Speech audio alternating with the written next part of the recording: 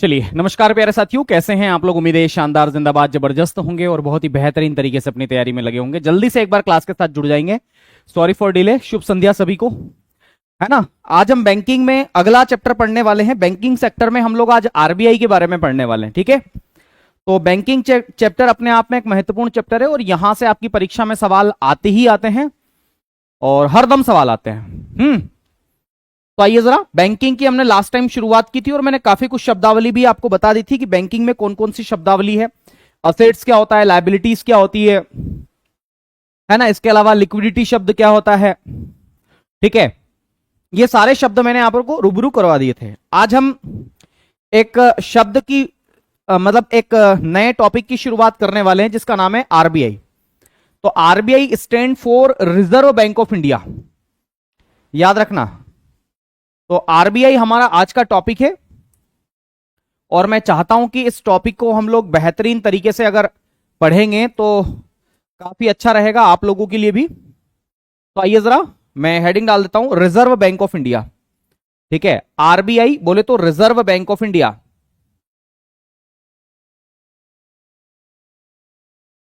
RBI, RBI stand for reserve bank of India. क्या बोलते हैं आप इसे?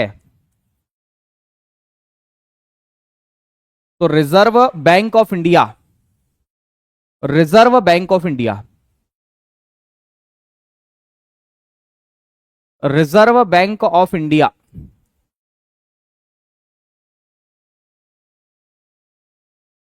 रिजर्व बैंक ऑफ इंडिया, ठीक है। आरबीआई का मतलब क्या होता है? तो रिजर्व बैंक ऑफ इंडिया आप इसे बोलते हैं और ये हमारा टॉपिक है। और मैं आपको ईमानदारी की बात कहूं, ये टॉपिक एक दिन में खत्म होने वाला नहीं है। आरबीआई एक ऐसा टॉपिक है जो लगभग 3 से 4 दिन तक चलता है, 3 से 4 दिन तक, ठीक है। अब ऐसा मैं क्यों बोल रहा हूं? क्योंकि बहुत बेसिक बेसिक चीजें हैं, उनको हमें यहां पर कवर अप कराना रहता है, इसलिए। अब देखो, सबसे पहली बात तो आरबीआई जो है वो देश का सेंट्रल बैंक है, ठीक है। तो सबसे पहला मुद्दा तो यही है कि ये देश का सेंट्रल बैंक है। तो लिखेंगे देश का केंद्रीय बैंक, देश का केंद्रीय बैंक, देश का केंद्रीय बैंक है ये, देश का सेंट्रल बैंक आप इसे बोलते हैं। तो आरबीआई देश का सेंट्रल बैंक है। तो central bank of, central bank, ठीक है। तो ये इंडिया का सेंट्रल बैंक है भैया, भारत का केंद्रीय बैंक या देश का केंद्रीय बैंक, जो आप कहो। देखो, कुल मिला के बात यही है, कान इधर से पकड़ो कि उधर से पकड़ो, देश का सेंट्रल बैंक है ये, ठीक है। आई बात समझ में? अब मैं आपको एक बात यहां पर बताना चाहूंगा कि आरबीआई जो है इसकी स्थापना कब की गई, ठीक है। तो आओ जरा इसकी स्थापना और इन सबको लेकर के हम चर्चा करते हैं। तो लिखेंगे स्थापना, आरबीआई की स्थापना कब की गई, इसको स्टैब्लिश कब किया गया, आरबीआई को कब स्टैब्लिश किया गया? आप बता सकते हैं आरबीआई को कब स्टैब्लिश किया गया? बताइए। अगर आपको हल्की पुल्की जानकारी हो तो आप मेरे साथ साझा कर सकते हैं अपनी जानकारियों को। मैं आपको बता दूं कि आरबीआई को स्टैब्लिश किया गया था 1 अप्रैल 1935 को, 1 अप्रैल 1935 को, ठीक है। तो 1 अप्रैल 1935 को इसको स्टैब्लिश किया गया था, 1 अप्रैल 1935 को। तो 1 अप्रैल 1935 को आरबीआई की स्थापना की गई थी भैया। बहुत बढ़िया, 1935 को। अच्छा, इसकी जो स्थापना है ना, इसकी जो स्थापना है वो किस अधिनियम से की गई थी? तो सरकार के द्वारा एक अधिनियम उस समय बनाया गया था जिसका नाम था आरबीआई एक्ट, और ये आरबीआई एक्ट था 1934 का। इस अधिनियम से इसकी स्थापना की गई थी, याद रखना है। आरबीआई अधिनियम 1934 से इसकी स्थापना की गई थी और तो और इस अधिनियम को कई सारे नामों से जाना जाता है, जैसे इसको सेंट्रल बैंकिंग एक्ट भी बोल सकते हैं आप इसे, ठीक है। इसके अलावा केंद्रीय बैंकिंग अधिनियम बोल दो आप इसे, ठीक है। तो ऐसी कुछ बातें हैं जो कि इसके बारे में आपको यहां पर याद रखना है। अच्छा, इसकी स्थापना 1 अप्रैल 1935 को की गई। अब सवाल यह पूछा जा सकता है कि किस किस सिफारिशों के आधार पर की गई। भाई इसमें रिकमेंडेशन किसने दी थी, सिफारिश किसकी रिकमेंडेशन पर आरबीआई को स्टैब्लिश किया गया था, बता सकते हैं आप? वो कौन सी कमिटी थी जिसकी रिकमेंडेशन पर आरबीआई को स्टैब्लिश किया गया था? तो याद रखना वो थी royal commission. Royal commission, royal का मतलब होता है शाही, कमीशन का मतलब होता है आयोग, तो हिंदी में इसे शाही आयोग भी बोल देते हैं। तो रॉयल कमीशन की सिफारिश पर या फिर मेरे प्यारे दोस्त शाही आयोग, आप लोग याद रखना शाही आयोग, या फिर एक मतलब एक और नाम है यंग हिल्टन कमीशन, याद रखना है क्या नाम है, young Hilton commission. Young Hilton commission, young Hilton commission,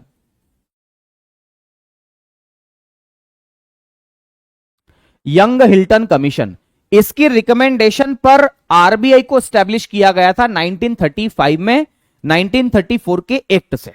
ठीक है, आई बात समझ में आपको जो मैंने आपको यहां पर डिस्कशन की है। इसके अलावा सवाल यह पूछा जा सकता है कि आरबीआई का मुख्यालय कहां पर है, तो क्या जवाब देंगे? सुनिए, आरबीआई का मुख्यालय कहां पर है, हेडक्वार्टर। ठीक है, तो यहां पर मैं लिखता हूं इसका हेडक्वार्टर कहां पर है, मुख्यालय। मुख्यालय को हम लोग किस नाम से जानते हैं, इसके हेडक्वार्टर के नाम से जानते हैं, हेडक्वार्टर। तो आरबीआई का मुख्यालय कहां पर है, मुख्यालय, हेडक्वार्टर इसका कहां पर है, तो क्या जवाब देंगे? तो याद रखना 1935 से लेकर के 1937 तक 2 सालों तक इसका हेडक्वार्टर था कलकत्ता में। जब इसकी स्थापना की गई थी ना, तब इसका जो हेडक्वार्टर था वो कहां पर था, कलकत्ता, कोलकाता आप इसे बोल देते हैं आसान से शब्दों में। ठीक है, तो 1935 टू 1937 ये कोलकाता में इसका हेडक्वार्टर था, पर उसके बाद में इसका जो हेडक्वार्टर था वो कहां पर है, मुंबई। तो वर्तमान में इसका हेडक्वार्टर कहां पर है, मुंबई। तो लिखेंगे वर्तमान, वर्तमान में इसका जो हेडक्वार्टर है वो कहां पर है, मुंबई। तो वर्तमान में इसका जो मुख्यालय है वो कहां पर है मेरे प्यारे दोस्त, मुंबई में, मुंबई में। तो याद रखना इसका करंटली जो हेडक्वार्टर है वो कहां पर है, मुंबई। और मुंबई को हम लोग किस नाम से जानते हैं, तो याद रखना मुंबई जो है वो फाइनेंशियल कैपिटल के नाम से जानी जाती है। मुंबई जो है वो फाइनेंशियल कैपिटल है, व्यावसायिक राजधानी, लिखेंगे फाइनेंशियल या वित्तीय राजधानी भी आप इसे बोल सकते। अरे कहां गया, है ना, भारत की वित्तीय राजधानी, भारत की वित्तीय राजधानी है ये, भारत की वित्तीय राजधानी, financial capital of India, Bharat की वित्तीय राजधानी आप इन्हें कहते हैं, किसको, तो मुंबई को, मुंबई को फाइनेंशियल कैपिटल ऑफ इंडिया के नाम से जानते हैं। ठीक है, चलिए भाई, वर्तमान में इसका हेडक्वार्टर कहां पर है, मुंबई में। इतनी बातें पर्याप्त है, यहां तक की बातें सब समझ में आ गई। कुछ भी रॉकेट साइंस नहीं है, बहुत आसान सी चीज है, हर एक चीज आपको समझ में आनी चाहिए। इतना उतारो, उसके आगे की कहानी मैं आपको बताता हूं। ठीक है, बताओ भाई, यहां तक कोई समस्या?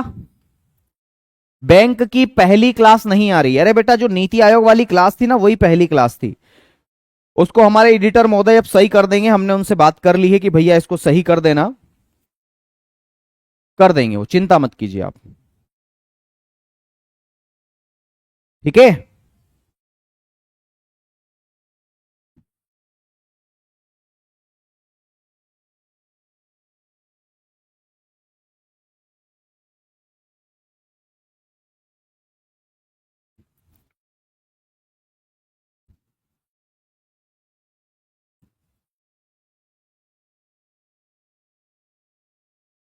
आइए बढ़े, आगे बढ़े।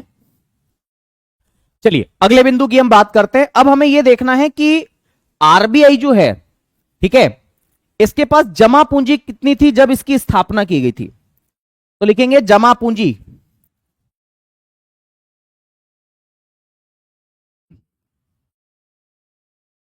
जमा पूंजी। ठीक है, इसके पास कुल कितनी कैपिटल थी, तो याद रखना इसके पास थी 5 करोड़ रुपए की कैपिटल। कितनी जमा पूंजी थी इसके पास में, 5 करोड़ रुपए, तो क्या लिखेंगे? 5 करोड़ रुपए लिखेंगे, 5 करोड़ रुपए।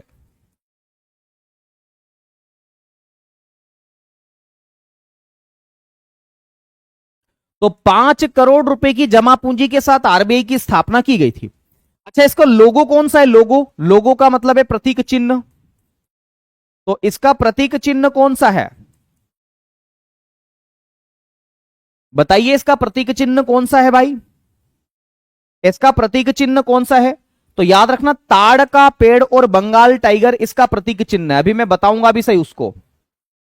ताड़ का पेड़, जिसे पाम ट्री के नाम से जानते हैं, ताड़ का पेड़ एवं बंगाल टाइगर,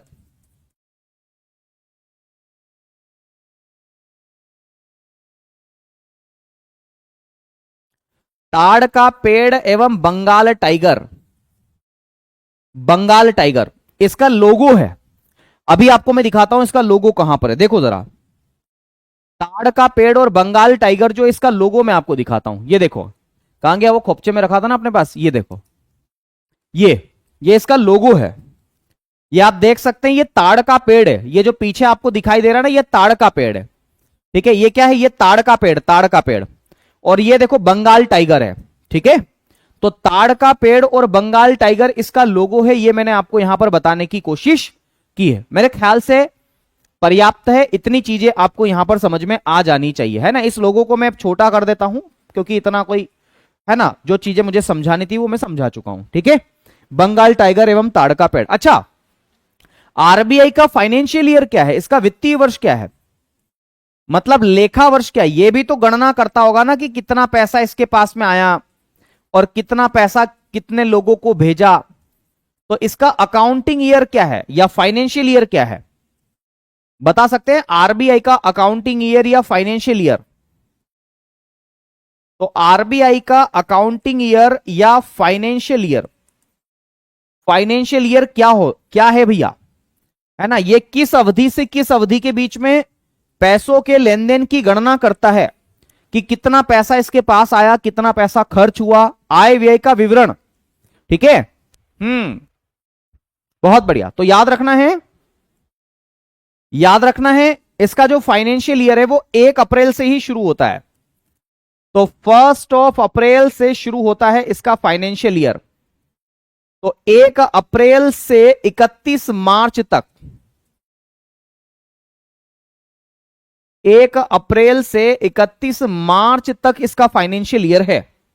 ठीक है भाई, इसका जो फाइनेंशियल ईयर है वो कब से कब तक है? तो 1 अप्रैल से लगा करके 31 मार्च तक इसका फाइनेंशियल ईयर। बहुत बढ़िया, शानदार। ठीक है, बहुत बढ़िया, क्या बात है भाई। तो आरबीआई के बारे में काफी कुछ बातें हमने यहां पर डिस्कशन करी है कि स्थापना कब की गई, देश का केंद्रीय बैंक है, कौन सी समिति है ना, कितनी जमा पूंजी है, मुख्यालय कहां से कहां है, क्या सब बातें। अब हम आगे बढ़ते हैं मेरे प्यारे दोस्त। याद रखना है, आरबीआई के फाइनेंशियल ईयर पे भी हमने डिस्कशन किया। अगली बात हम लोग यहां पर डिस्कस करेंगे और वो बात ये करेंगे कि आरबीआई के गवर्नर साहब कौन होते हैं। तो आरबीआई के जो गवर्नर होते हैं वो कौन होते हैं? ठीक है, तो याद रखना मेरे प्यारे दोस्त, आरबीआई के जो गवर्नर साहब होते हैं उनको नियुक्त करती है भारत सरकार। तो गवर्नर साहब की जो नियुक्ति है वो किसके द्वारा की जाती है?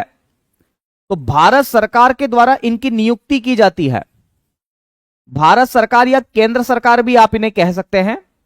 ठीक है, केंद्र सरकार या भारत सरकार। ठीक है, गवर्नमेंट ऑफ इंडिया आप इसे लिखिए, भारत सरकार, इसके द्वारा इनको अपॉइंट किया जाता है। ठीक है, गवर्नर साहब को अपॉइंट किया जाता है, अपॉइंट किया जाता है। ठीक है, क्या किया जाता है? अपॉइंट किया जाता है, अपॉइंट। ओके मेरे प्यारे दोस्त, दूसरी बात, इन गवर्नर, ये जो गवर्नर साहब हैं इनका कार्यकाल कितना होता है? कार्यकाल बोले तो टेन्यूअर, भाई कितनी अवधि के लिए इनको, इनका जो है पद पर रखा जाता है। तो मुख्य रूप से 3 साल का इनका टेन्यूअर होता है। कितना होता है? 3 साल का। तो 3 वर्ष का टेन्यूअर इनका होता है, 3 ईयर। ओके, 3 साल का टेन्यूअर इनका होता है। फिर अगली बात, पहले गवर्नर कौन थे? भाई आरबीआई के फर्स्ट गवर्नर कौन थे? तो मैं आपको बताता हूं, आरबीआई के पहले गवर्नर थे जिनका नाम था सर ऑसबोर्न स्मिथ। आरबीआई के जो पहले गवर्नर थे उनका नाम क्या था? तो सर ऑसबोर्न स्मिथ इनका नाम था। Sir Osborne Smith, sir Osborne Smith इनका नाम था। ठीक है, आरबीआई के पहले गवर्नर कौन थे? तो सर ऑसबोर्न स्मिथ इसके पहले गवर्नर थे। ठीक है, दूसरे गवर्नर का नाम था जेम्स टेलर। दूसरे गवर्नर का क्या नाम था? जेम्स टेलर दूसरे गवर्नर का नाम था। और इसके तीसरे गवर्नर थे जिनका नाम था चिंतामणि द्वारकानाथ देशमुख। मैं क्या बोल रहा हूं? जो तीसरे गवर्नर थे उनका नाम क्या था? तो चिंतामणि द्वारकानाथ देशमुख। क्या बोलते हैं आप इन्हें? चिंतामणि,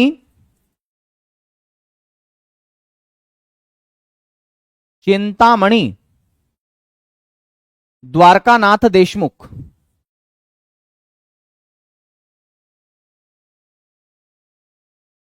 चिंतामणि द्वारकानाथ देशमुख,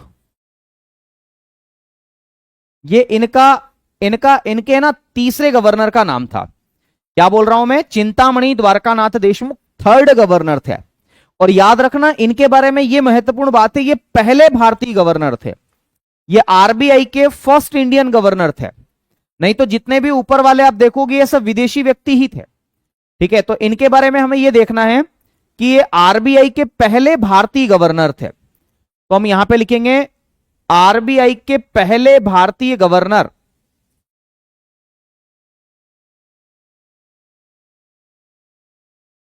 आरबीआई के पहले भारतीय गवर्नर,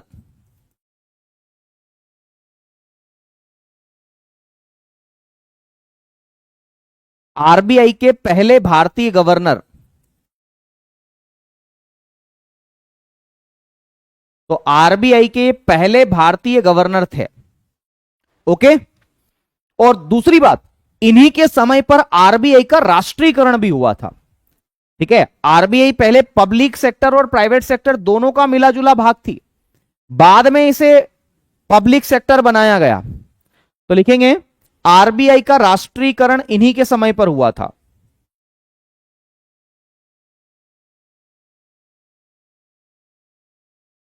आरबीआई का राष्ट्रीयकरण, आरबीआई का राष्ट्रीयकरण इन्हीं के समय पर हुआ था। कब हुआ था? 1 जनवरी 1949। 1 जनवरी 1949 को आरबीआई का नेशनलाइजेशन किया गया था। किसके समय पर किया गया था? तो तीसरे गवर्नर के समय पर किया गया था। ओके, बताओ भाई, अभी वर्तमान में कौन है? बता सकते हो वर्तमान में आरबीआई के गवर्नर कौन है? तो संजय मल्होत्रा जी वर्तमान में इसके गवर्नर है। और वर्तमान में जो गवर्नर है वो 26वें नंबर के गवर्नर है। याद रखना, 26 नंबर के गवर्नर है। 26 नंबर के गवर्नर है। क्या नाम है? संजय मल्होत्रा जी। संजय मल्होत्रा जी।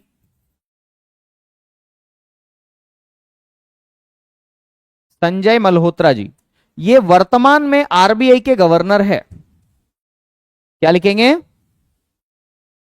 वर्तमान आरबीआई गवर्नर संजय मल्होत्रा जी हैं और ये 2024 से इस पद पर है।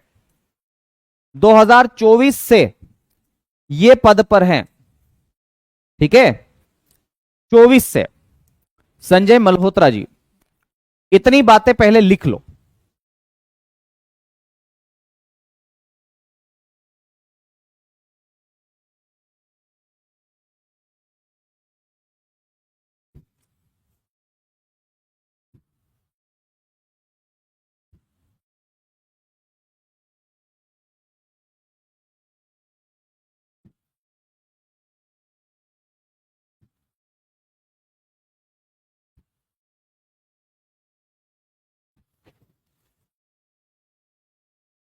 ओके, इतनी बातें लिखो जल्दी से।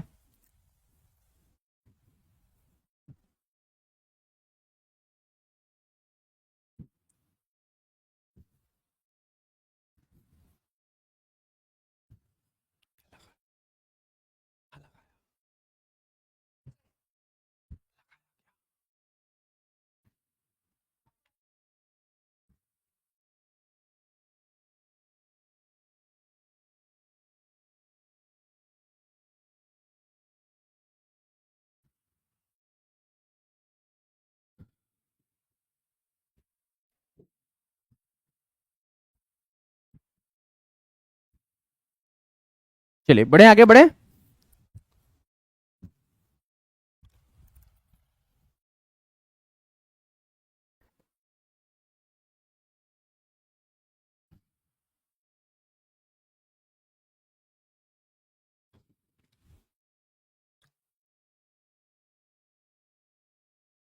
चलिए भाई,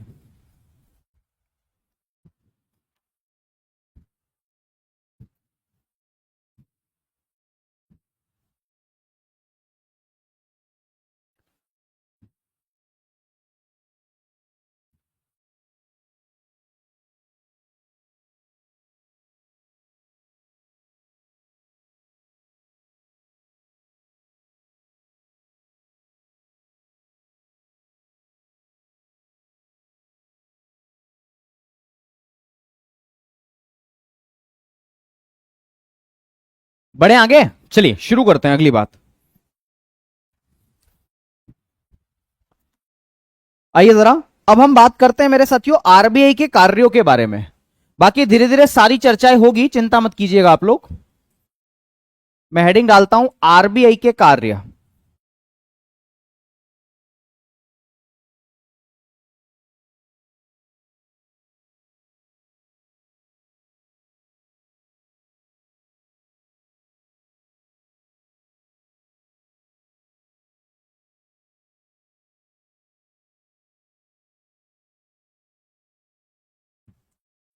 आरबीआई के कार्य, आरबीआई के फंक्शंस आप इन्हें बोल सकते हैं। कार्य का मतलब क्या है? फंक्शंस। कि आरबीआई कौन कौन से ऐसे काम करता है जो हमें यहां पर जानने चाहिए, परीक्षा की दृष्टि से सबसे ज्यादा महत्वपूर्ण होंगे वो। ठीक है, हमें उनके बारे में थोड़ी सी बातें यहां पर डिस्कशन करना है। तो मैं आपको यहां पर डिस्कशन करता हूं, ठीक है। आरबीआई के गवर्नर कौन है, वेरीफाई करिए। इसमें क्या वेरीफाई करना है? संजय मल्होत्रा जी है ना?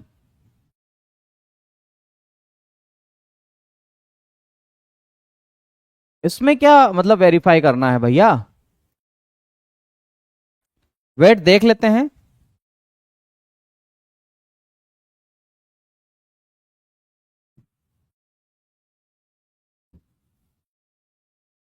Sanjay Malhotra ji, list of governors of the RBI, है ना? मतलब इसमें क्या वेरीफाई करना था? ये गवर्नर है, देखिए ये लिस्ट है पूरी, लिस्ट ऑफ गवर्नर्स।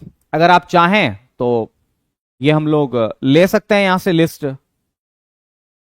ठीक है, sir Osborne Smith, James Taylor, C D Deshmukh, B Benegal Rama Rao, K G Ambedkar, है ना? ये सारे एक काम करते हैं हम लोग, इसको लिस्ट में भी शामिल कर लेते हैं। ओके, कभी आपको बाद में भी जरूरत पड़ेगी तो आप अच्छे से देख पाएंगे इसको। मैं इसको शामिल कर ही देता हूं, ठीक है? याद रहेगा, ठीक रहेगा ऐसे। तो आइए जरा, इसको भी मैं इसके साथ में ही शामिल कर देता हूं। कहां पर? यहीं पर शामिल तो नहीं होगा, लेकिन अगले अगले पेज पर ले लेता हूं, ठीक है? ताकि आपको एक आइडिया रहे कि कौन कौन इसके जो है गवर्नर रहे हैं। तो ये आप देख सकते हैं, लिस्ट ऑफ गवर्नर्स आरबीआई की। ठीक है, इन्हें जरूर आप थोड़ा सा एक बार पढ़ लेंगे तो ठीक रहेगा, ठीक है? चलिए भाई, सर ऑसबोर्न स्मिथ, ये ऐसे क्रम है, पहला, दूसरा, तीसरा, चौथा, पांच, आठवां, नौवा, ऐसे।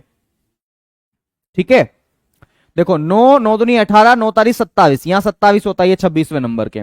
श्री संजय मल्होत्रा जी 26वें नंबर के हैं, ठीक है? ओके, चलो भाई, अब मैंने बताया आरबीआई के फंक्शंस क्या क्या है। तो आरबीआई के क्या क्या फंक्शंस है, इनकी हम बातचीत करते हैं थोड़ी सी। मैं आपको बताना चाहूंगा कि आरबीआई के क्या क्या फंक्शंस है ना? लेकिन उससे पहले आप भी मुझे मेरे साथ डिस्कशन कीजिएगा, जो मैं कहूं उसमें हां मत मिलाइएगा, थोड़ा समझने का प्रयास कीजिएगा। आरबीआई एकमात्र ऐसी संस्थान है जो नोट जारी करता है। तो याद रखना, जितने भी नए नोट है उनको निर्गमित यही करता है। तो लिखेंगे नए नोटों का निर्गमन, है ना? नए नोटों का निर्गमन यही करता है। निर्गमन का मतलब होता है इश्यू करना। तो issuer of new currency, new paper currency आप लिख सकते हैं।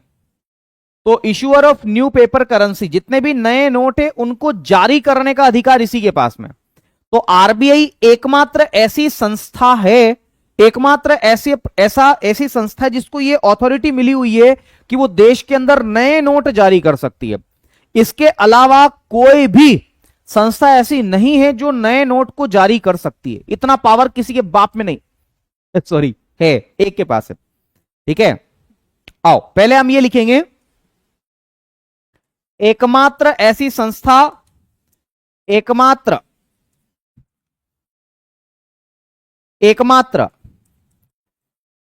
ऐसी संस्था, ए दिले नादान, एकमात्र ऐसी संस्था जो नए नोट जारी करती है, जो नए नोट जारी करती है। ठीक है, लेकिन एक अपवाद भी है। बोले क्या है अपवाद? देखो मैं इसके कुछ अपवाद आपको लिखवाना चाहता हूं, एक ही अपवाद है ऐसे तो, और वो अपवाद क्या है? आपने 1 रुपए का नोट देखा है? 1 रुपए का नोट देखा होगा, 1 रुपए का नोट है, और जितने भी सिक्के हैं वो आरबीआई जारी नहीं करती। फिर कौन जारी करता है? भारत सरकार का वित्त मंत्रालय उन्हें जारी करता है। ठीक है, तो हम इसमें ये अपवाद लिखेंगे कि 1 रुपये का नोट, 1 रुपये का नोट,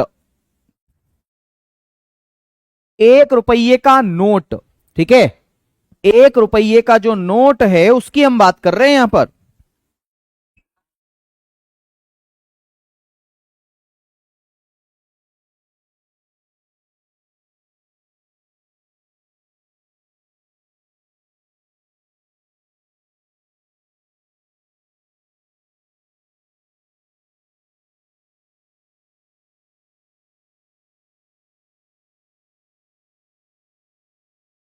देखो 1 रुपये का जो नोट है, 1 रुपये का नोट एवं सभी सिक्के, 1 रुपये का नोट एवं सभी सिक्के,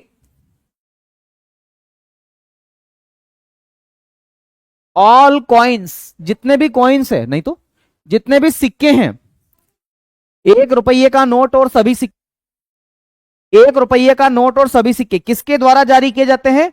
तो भारत सरकार के वित्त मंत्रालय के द्वारा जारी किए जाते हैं। भारत सरकार के, भारत सरकार के वित्त मंत्रालय, भारत सरकार के वित्त मंत्रालय, अच्छा इसको हम मिनिस्ट्री ऑफ फाइनेंस के नाम से जानते हैं। ठीक है, तो इसको हम लिखते कैसे पता है? MOF, MOF। आप यहां पर देखना, एम बड़ा है, ओ थोड़ा छोटा है, चरणों में है, चरणों में। ठीक है, और एफ फिर बड़ा है, तो मिनिस्ट्री ऑफ फाइनेंस बोलते हैं आप इसे। ठीक है, मिनिस्ट्री ऑफ फाइनेंस बोलते हैं। तो 1 रुपये का नोट और सभी सिक्के भारत सरकार के वित्त मंत्रालय द्वारा जारी किए जाते हैं, द्वारा जारी होते हैं या जारी किए जाते हैं, जो भी आप लिखना चाहें। ठीक है, ये अपवाद है। अब चलते चलते यूं ही एक बात और मेरे मन में आ रही है कि नोट बना करके उसको आप लिखें कि 1 रुपये का जो नोट है उसके ऊपर किसके हस्ताक्षर होते हैं। ठीक है, नोट, 1 रुपये के नोट पर दिल के टुकड़े टुकड़े करके, 1 रुपये के नोट पर, 1 रुपये के नोट पर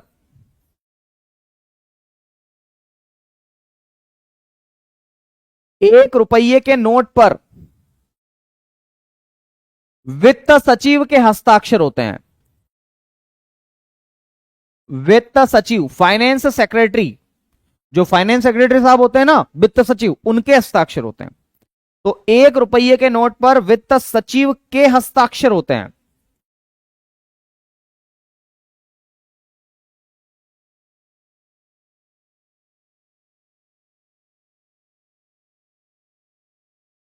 एक रुपये के नोट पर वित्त सचिव के हस्ताक्षर होते हैं।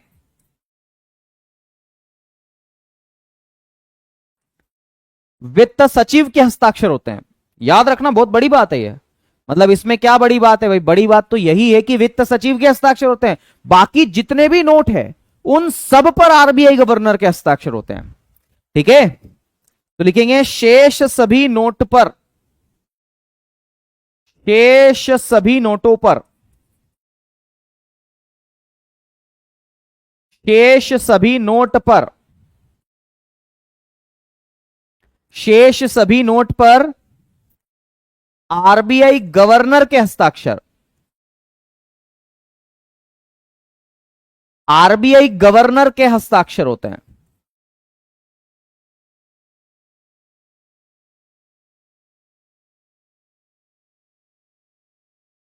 ठीक है, आरबीआई गवर्नर के हस्ताक्षर होते हैं। जितने भी सारे नोट है बाकी, वो ₹1 के नोट को छोड़कर जितने भी नोट है उन सब पर आरबीआई गवर्नर के हस्ताक्षर आपको देखने को मिलेंगे।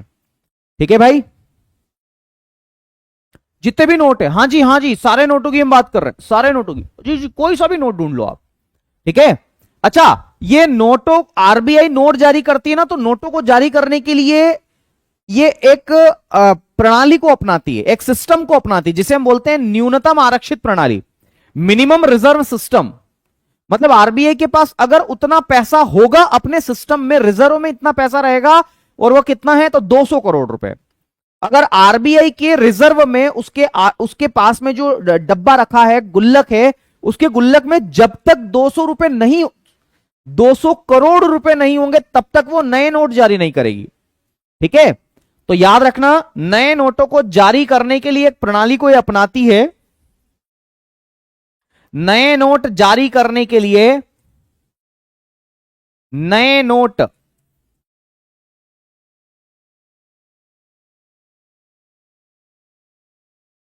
नए नोट जारी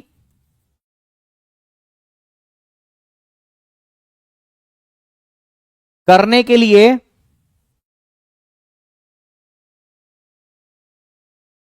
एक प्रणाली या एक सिस्टम को अपनाती है।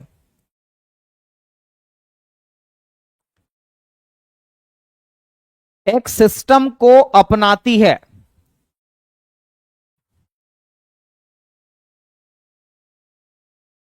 तो नए नोटों को जारी करने के लिए ये एक सिस्टम को अपनाती है, एक सिस्टम को अपनाती है। और उस सिस्टम को हम लोग किस नाम से जानते हैं? तो न्यूनतम आरक्षित प्रणाली। ठीक है, न्यूनतम आरक्षित प्रणाली, जिसे मिनिमम रिजर्व सिस्टम बोलते हैं। क्या बोलते हैं आप उसे? Minimum reserve system. तो लिखेंगे कौन सा सिस्टम है वो? तो लिखेंगे न्यूनतम आरक्षित प्रणाली, न्यूनतम आरक्षित प्रणाली।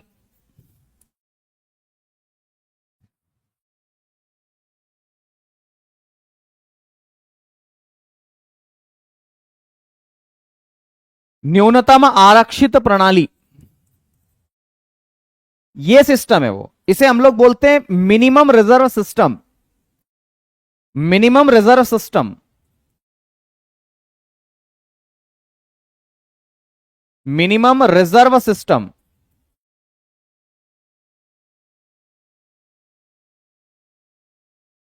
मिनिमम रिजर्व सिस्टम को ये अपनाती है, नए नोट जारी करने के लिए सिस्टम को अपनाती है जिसका नाम है मिनिमम रिजर्व सिस्टम। और ये मिनिमम रिजर्व सिस्टम कितने रुपए का है? तो ये 200 करोड़ रुपए का है। याद रखना, ये 200 करोड़ का है। अब आपके मन में यह सवाल आएगा कि सर ये क्यों अपनाती इसको? भाई ये बोलती है कि अगर मेरे गुल्लक में 200 करोड़ रुपए होंगे तभी मैं नए नोट जारी करूंगी। इसका मतलब है कि 200 करोड़ रुपए अगर इसके गुल्लक में होंगे तो ये इस बात से कंफर्म रहेगी कि हाँ, मार्केट में कम से कम पैसा बचा है, अब हम नए पैसे को जारी कर सकते हैं। नहीं तो पता चले कि इसके पास 200 करोड़ रुपए नहीं हो, आरबीआई के पास और नोट छाप दे, तो बाजार में तो नोटों की संख्या बढ़ जाएगी। और जब नोटों की संख्या बढ़ जाएगी, लोगों के पास नोट ज्यादा हो जाएंगे, तो महंगाई बढ़ जाएगी। अब ये कैसे बढ़ेगी वो आगे के चैप्टर में हम आएगा और देखेंगे अच्छे से। ठीक है, ओके। चलो, यहां तक कोई दिक्कत किसी को? कोई समस्या है क्या?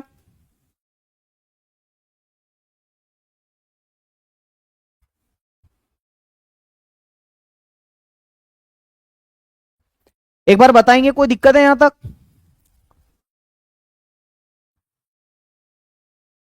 समझ में आ रहा है ना? कोई समस्या तो नहीं है ना? मैंने क्या बोला? मैंने ये बोला, मोनिका जी, मैंने ये कहा कि आरबीआई नए नोट को जारी करती है, तो नए नोट को जारी करने के लिए वो एक सिस्टम अपनाती है। उसके पहले नए नोट जारी नहीं करती है, और उस सिस्टम को हम बोलते हैं मिनिमम रिजर्व सिस्टम। तो मोनिका जी, वो मिनिमम रिजर्व सिस्टम जो है वो कितने का है? तो वो 200 करोड़ रुपए का है। कितने का है? 200 करोड़ रुपए का। तो ये जो मिनिमम रिजर्व सिस्टम है, ये कितने का है? 200 करोड़ रुपए का है।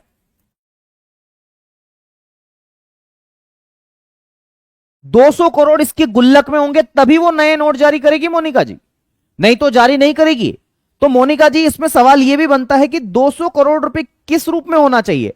क्या वो कागज के रूप में, मतलब वो भारतीय नोट के रूप में होना चाहिए, किस रूप में होना चाहिए? तो ऐसा कहा गया कि इन 200 करोड़ रुपए में से 185 करोड़ रुपए जो है, याद रखना, 185 करोड़ रुपए वो किस में हो सकते हैं? बताइए, 185 करोड़ रुपए जो है वो किस में हो सकते हैं? बताएं सब लोग। बहुत बढ़िया, क्या बात है, क्या बात है, क्या बात है, बहुत बढ़िया, शानदार। वॉइस का इश्यू है? ऐसा क्यों हो रहा भाई? वेट, देखता हूं, रुको।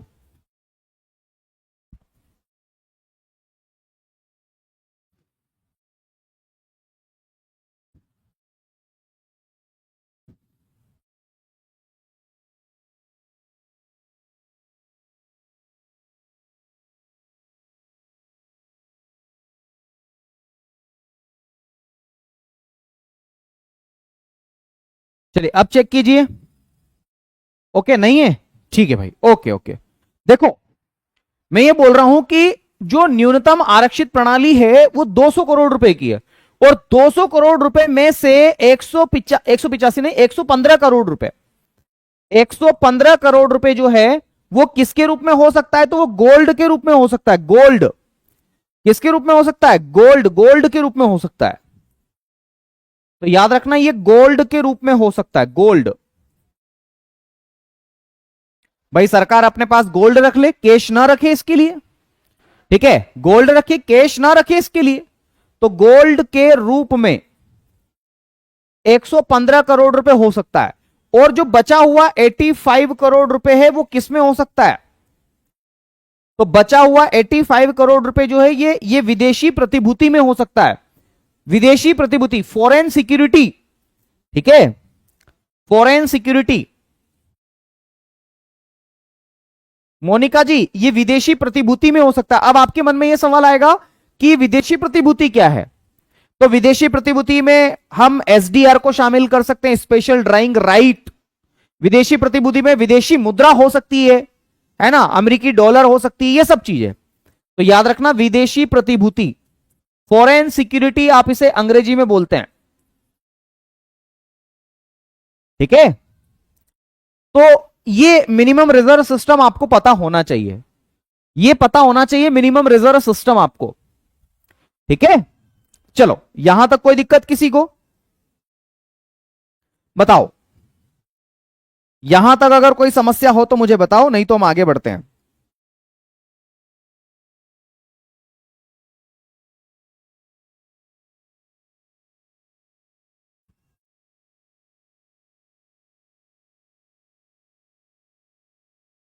ओके, हाँ, विदेशी मुद्रा, विदेशी प्रतिभूति का मतलब ही होता है विदेशी मुद्रा, ठीक है? बहुत बढ़िया, शानदार शानदार शानदार। चलिए अब हम अगली बात करते हैं। ये तो नए नोटों का निर्गमन के बारे में हमने काफी कुछ बातें कर ली।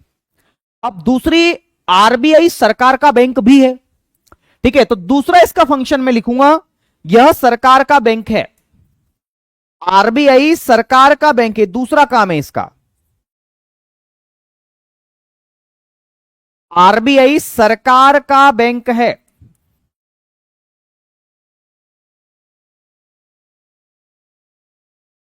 आरबीआई सरकार का बैंक है।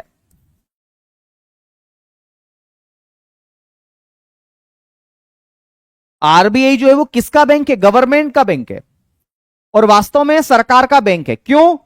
क्योंकि ये सरकार को समय समय पर सलाह मशवरा देता रहता है फाइनेंशियल मामलों में, है ना। अगर कोई भी सरकार, चाहे वो राज्य सरकार हो, केंद्र सरकार हो, भारत सरकार हो, अगर वह वित्तीय मामलों में फाइनेंशियल अगर कोई भी प्रॉब्लम हुई तो आरबीआई से वो सलाह मशवरा कर सकती है, आरबीआई के पास बैठ करके उनसे चर्चा कर सकती है।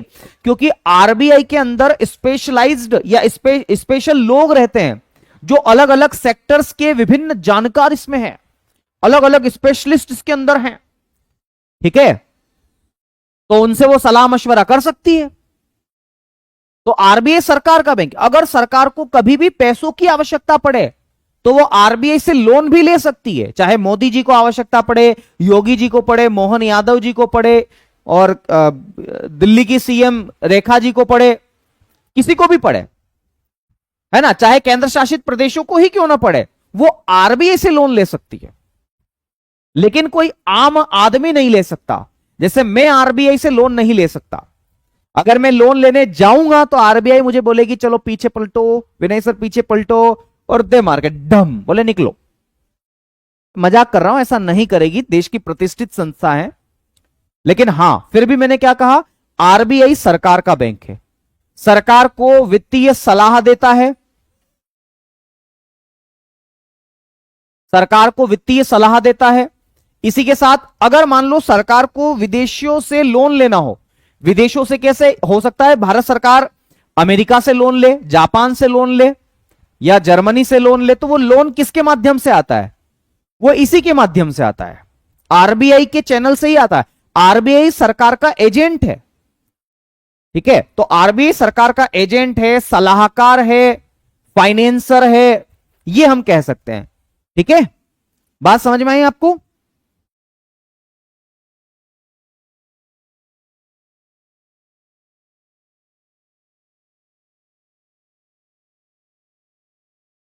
ठीक है, तो हम इसमें क्या लिखेंगे कि आरबीआई सरकार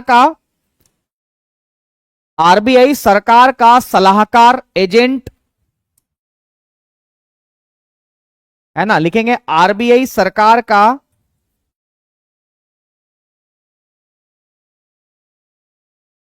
आरबीआई सरकार का आरबीआई सरकार का सलाहकार है, एडवाइजर। एडवाइजर, जब भी इनको जरूरत पड़ती है सरकार की मदद की तो सरकार की ये मदद करता है, सलाहकार है। याद रखना, वित्तीय सलाहकार बोल सकते हो, किसी भी रूप में सलाहकार, सलाह देता है, ठीक है। सर भूसा ढो रहे हैं, क्लास नहीं कर पा रहे हैं, कोई बात नहीं, भूसा तो एक दो दिन में खत्म हो जाएगा ढोने का काम, फिर तो क्लास ले लोगे ना, ठीक है। तो सुनो, आरबीआई सरकार का सलाहकार है, एजेंट है, एजेंट, और तीसरा, ठीक है ना, एक चेन है, सरकार का क्या है, चेन है, कड़ी है,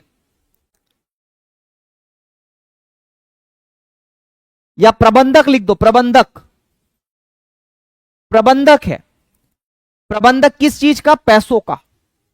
भाई अगर अगर मध्य प्रदेश सरकार हो, राजस्थान सरकार हो, या कोई भी राज्य की सरकार हो, केंद्र की सरकार हो, अगर इनको लोन चाहिए तो ये कैसे लोन लेंगे? तो ये आरबीआई के माध्यम से लेंगे। तो आरबीआई के थ्रू वो लोन आएगा, चाहे वो आईएमएफ से लो, वर्ल्ड बैंक से लो, किसी से भी लो,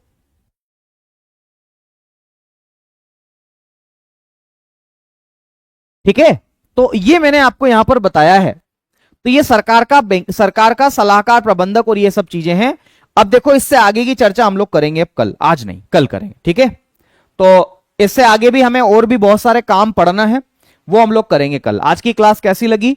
हाँ भाई, जिनको जल्दी है वो एसएससी फाउंडेशन, नायक फाउंडेशन बैच जो है वहां पर आप जाकर के पढ़ लीजिए, अगर आपकी एग्जाम है तो, ठीक है। थोड़ा आराम से ही होगा, जल्दबाजी करके मैं नहीं पढ़ा सकता, है ना, आपकी एग्जाम से पहले पढ़ा दूंगा, ये मैं कह रहा हूं, ठीक है। चलिए भाई, तो कोई दिक्कत हो तो मुझे बताओ। छवि कह रहे हैं 85 करोड़ रुपए दिला दो फ्री में इनसे। गुड़िया कौन देगा फ्री में? फ्री में कोई ज्ञान नहीं देता आजकल, बताओ, ठीक है। चलिए फुल फॉर्म बता दो गुरुजी। किसके फुल फॉर्म बताऊं? किसका फुल फॉर्म बताऊं? है ना? और बताओ, किसी को कोई समस्या हो तो पूछ लो भाई। पीडीएफ नहीं मिली? किसने कह दिया पीडीएफ नहीं मिली? सारी पीडीएफ मिलेगी आपको, चिंता क्यों करते हो? चलिए चलिए, बहुत बढ़िया, शानदार। नहीं, चलिए भाई बढ़े आगे फिर। कोई समस्या तो नहीं है यहां तक?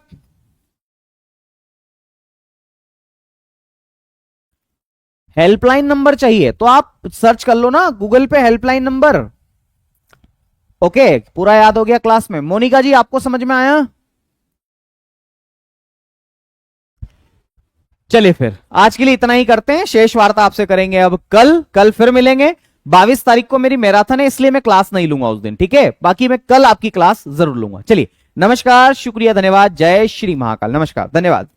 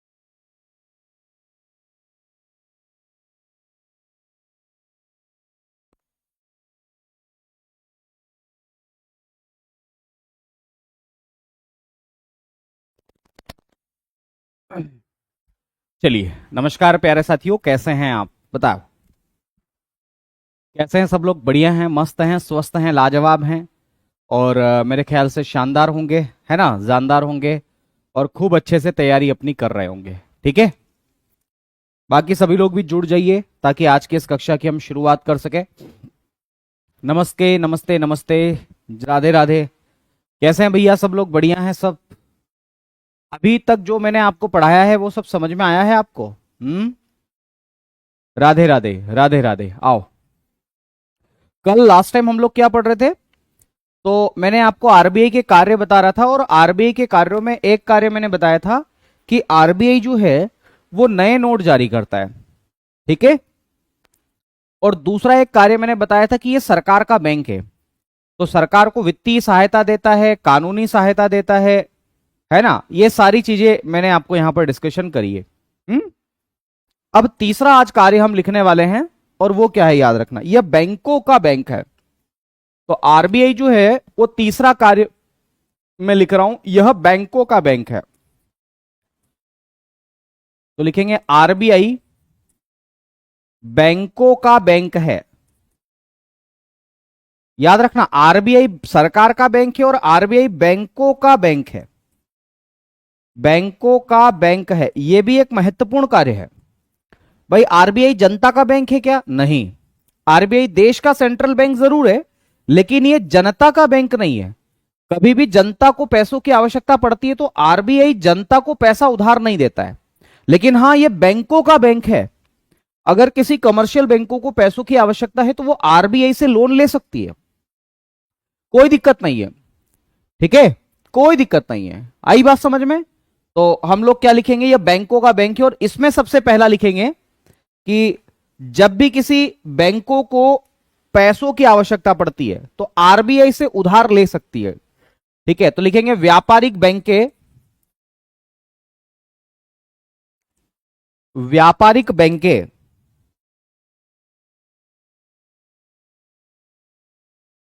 व्यापारिक बैंक आरबीआई से कभी भी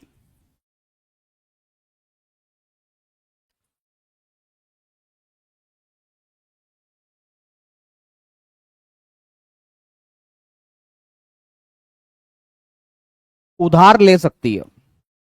याद रखना, आरबीआई कभी भी उधार ले सकती है, किससे? सॉरी, कमर्शियल बैंक का आरबीआई से कभी भी उधार ले सकता है, कभी भी। जब इसको पैसों की आवश्यकता पड़े तो ले सकता है। अब दूसरी बात आपको ये याद रखना है कि बैंकों को, मतलब आरबीआई को बैंकों का अंतिम ऋणदाता बोलते हैं। जैसे अगर मुझे पैसों की आवश्यकता है, मैं अपने दोस्तों को कॉल करता हूं, ठीक है। और मैंने अपने दोस्तों को कॉल किया कि भाई मुझे कुछ पैसों की आवश्यकता है। हो सकता है मेरे दोस्त मुझे पैसा ना दे, भाई उनके पास नहीं होंगे तो नहीं देंगे। तो फाइनली जब मैं सब दूर से पैसा मांग लेता हूं, मुझे कोई पैसा नहीं देता है, तो फिर मैं अंततः किससे पैसा मांगता हूं? तो मेरे पापा से। तो अंतिम ऋणदाता मेरे पापा है, हालांकि वो जो ऋण नहीं देते, मुझे पैसा देते, लोन नहीं देते। आ गई बात समझ में? ओके। तो मैं ये कहना चाहता हूं आप लोगों को कि आरबीआई जो है वो बैंकों का अंतिम ऋणदाता है, बैंकों का बाप है, कि लास्ट टाइम पे अगर कोई पैसा ना भी दे तो ये दे देंगे, ठीक है। तो हम अगला पॉइंट ये लिख सकते हैं कि आरबीआई बैंकों का अंतिम ऋणदाता है। आरबीआई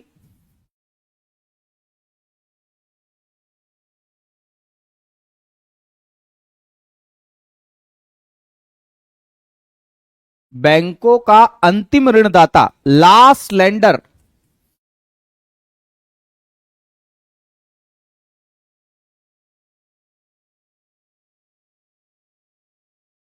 ठीक है। इसे हम लोग किस नाम से जानते हैं? तो लास्ट लेंडर के नाम से आप इसे जानते हैं,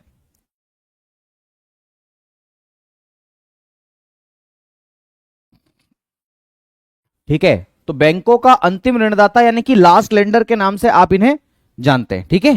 तो आरबीआई जो है वो बैंकों का अंतिम ऋणदाता है, और बैंकों को ये रेगुलेट भी करता है। बैंकों का बैंक का मतलब ये भी है कि आरबीआई अन्य बैंकों को विनियमित करता है, रेगुलेट करता है। अगला कार्य लिखेंगे, आरबीआई अन्य बैंकों को विनियमित करता है, रेगुलेट करता है।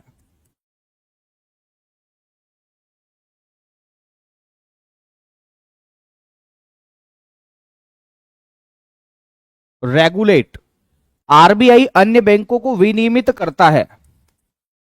अच्छा, किसके माध्यम से करता है? अच्छा, आरबीआई को शक्ति कि वो बाकी सभी बैंकों को रेगुलेट करे। तो सरकार ने क्या किया? सरकार ने यह किया कि बाकी बैंकों को रेगुलेट करने के लिए सरकार ने एक अधिनियम बना दिया। और वो कौन सा अधिनियम बनाया वो लिख लो जरा। उसको हम बोलते हैं banking regulation act. Banking regulation act ये भारत सरकार के द्वारा बनाया गया आरबीआई को शक्ति देने के लिए कि आरबीआई बाकी बैंकों को भी क्या कर सके? रेगुलेट कर सके। तो बैंकिंग रेगुलेशन एक्ट बोलते हैं आप इसे, और यह है 1949 का बैंकिंग रेगुलेशन एक्ट। इसके माध्यम से आरबीआई बाकी अन्य बैंकों को क्या करता है? रेगुलेट करता है। ठीक है, कोई दिक्कत तो नहीं है इसमें, बहुत सरल सी चीज है ये जो मैंने आपको बताई है। तो आरबीआई बैंकों का बैंक है। अगला पॉइंट ये लिखेंगे कि आरबीआई जनता का बैंक नहीं है। अगर मैं लोन लेने जाऊंगा, आप जाएंगे तो हमें लोन नहीं देंगे वो। तो हम ये लिख सकते हैं इसके अंदर कि आरबीआई जनता का बैंक नहीं है। चौथा कार्य लिख लो चाहो तो। ठीक है, यह जनता का बैंक नहीं है। तो लिखेंगे आरबीआई जनता का बैंक नहीं है।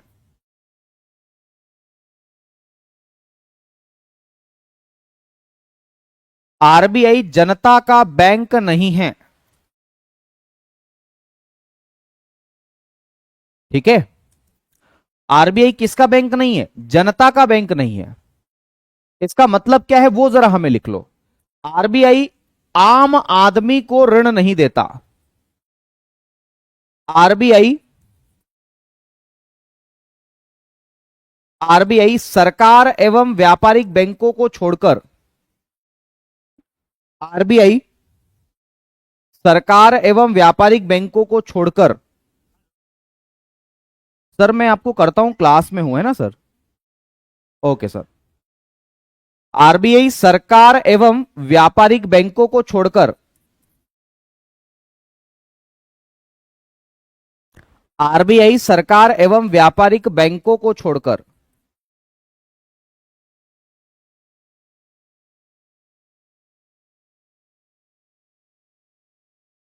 आरबीआई सरकार एवं व्यापारिक बैंकों को छोड़कर किसी भी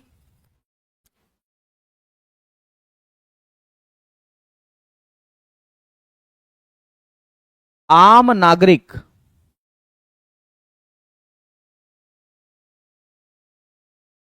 या जनता को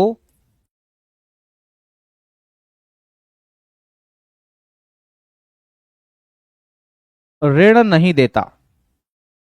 ओके, किसी भी आम नागरिक या जनता को ये ऋण नहीं देता है, इसलिए जनता का बैंक नहीं है। ठीक है, इसलिए ये जनता का बैंक नहीं है। सर आरबीआई बैंक में कोई खाता नहीं खुलवाता? फिर नहीं, बिल्कुल नहीं। हमारा खाता आरबीआई बैंक में नहीं होता, हमारा व्यापारिक बैंकों में होता है। ठीक है, हमारा नहीं होता है उसमें। इसके अलावा सिमरन ये लिखेंगे कि आरबीआई जो है वो क्या करता है? तो विदेशी मुद्रा भंडार या विदेशी विनिमय भंडार का ये संरक्षक है, इसका ध्यान रखता है ये। आरबीआई विदेशी विनिमय भंडार, आरबीआई विदेशी विनिमय भंडार,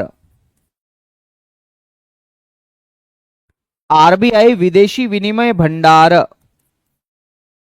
जिसे हम लोग बोलते हैं फॉरेक्स। क्या बोलते हैं आप इसे? फॉरेक्स, विदेशी विनिमय भंडार। अरे जिसके अंदर विदेशी मुद्रा होती है। तो आरबीआई विदेशी विनिमय भंडार का संरक्षक है, कस्टोडियन।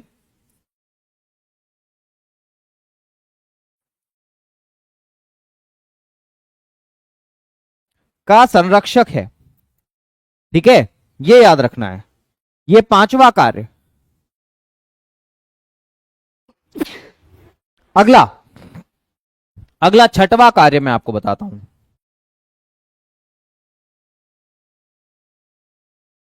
आरबीआई देश में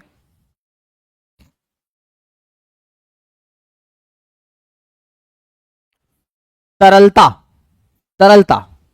अब ये मत कहना कि ये तरलता क्या है, पहली क्लास में मैंने बहुत अच्छे से आपको इसको पढ़ाया है। तो आरबीआई देश में तरलता,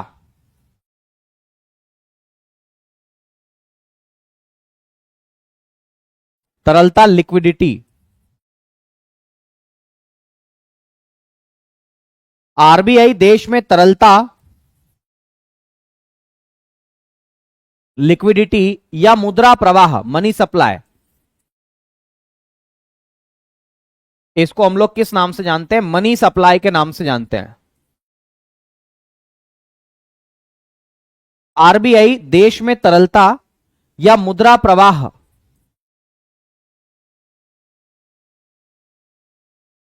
को नियंत्रित करता है,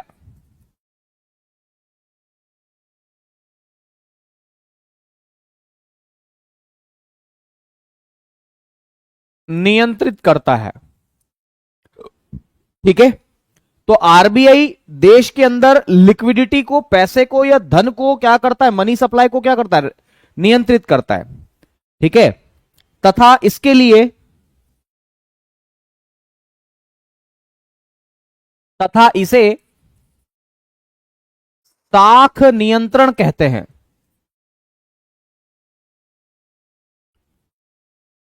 तथा इसे साख नियंत्रण, क्रेडिट कंट्रोल,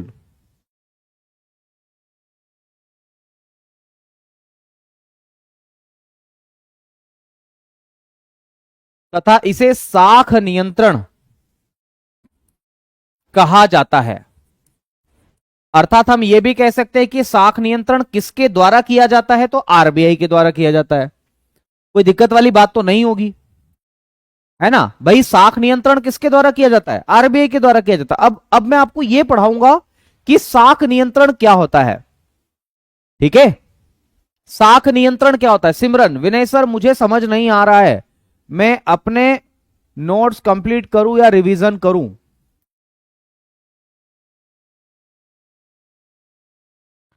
देखो बेटा, आपको इसलिए ही समझ में नहीं आ रहा क्योंकि आप शुरू से एक ही कमेंट कर रहे हो यार।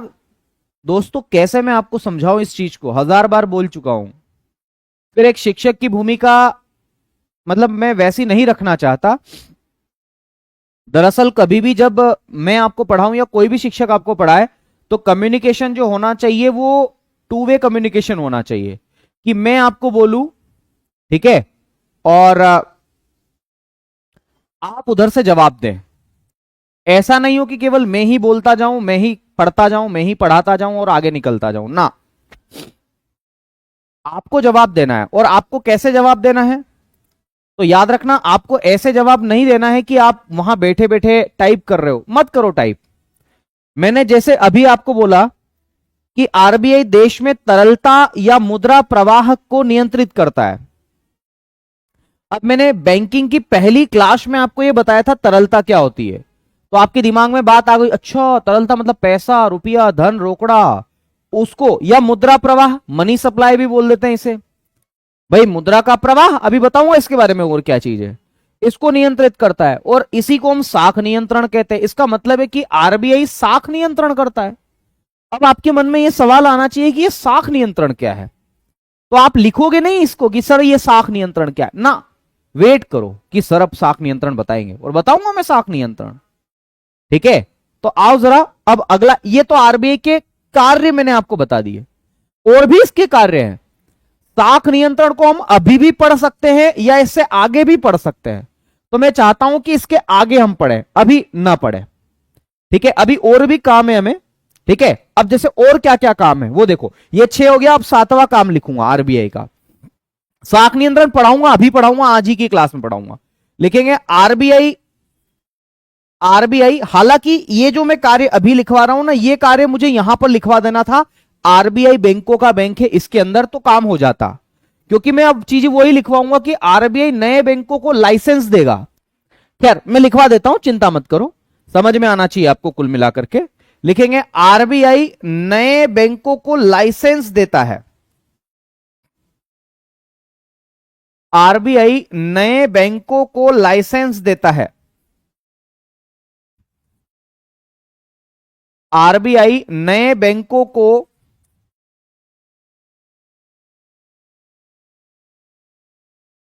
लाइसेंस देता है। अगर कोई बैंक खोलना चाहता है और बैंक खोलने मतलब खोलना चाहता है और बैंक खोलने के लिए जो जो आवश्यक शर्तें हैं, अगर टर्म्स एंड कंडीशन को वो पूरा करता है तो बैंक खोल ले। तो आपको लाइसेंस कौन देगा? आरबीआई देगा। आरबीआई देगा। आ गई बात समझ में? और इसके अलावा मुस्कान एक और बात, आरबीआई लाइसेंस तो दे रहा है, अगर आप आरबीआई के दिशा निर्देशों का पालन नहीं करोगे, अगर आरबीआई की टर्म्स एंड कंडीशन को फॉलो नहीं करोगे, तो आरबीआई आपके लाइसेंस को रद्द भी कर सकता है, आपके ऊपर पेनल्टी लगा सकता है, यह भी काम उसका है। ठीक है, तो अगला पॉइंट हम लोग क्या लिखेंगे? हम 8वां पॉइंट लिखते हैं इसके अंदर कि आरबीआई के दिशा निर्देशों का, आरबीआई के दिशा निर्देश, टर्म्स एंड कंडीशंस, आरबीआई के दिशा निर्देशों का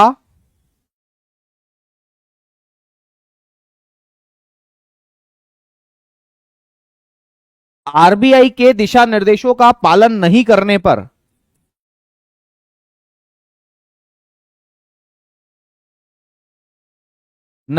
पर आरबीआई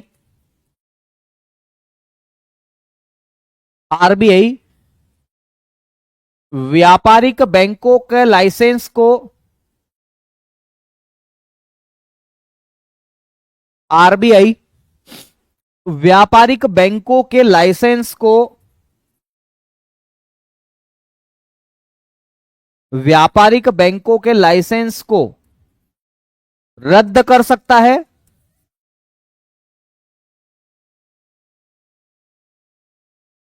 रद्द कर सकता है, अथवा उस पर पेनल्टी लगा सकता है, जुर्माना। ठीक है, अथवा उस पर पेनल्टी, पेनल्टी या जुर्माना लगा सकता है।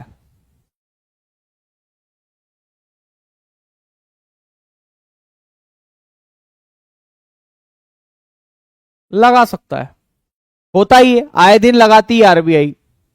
क्यों? क्योंकि बैंकिंग सेक्टर में बाकी बैंक इसकी गाइडलाइन का पालन नहीं करती, आरबीआई को गुस्सा आता है, आरबीआई ये कर देती है। ठीक है, अगला, अगला क्या काम है वो लिखो, नोवा लिखेंगे, नोवा। आरबीआई वित्तीय साक्षरता को बढ़ावा देता है।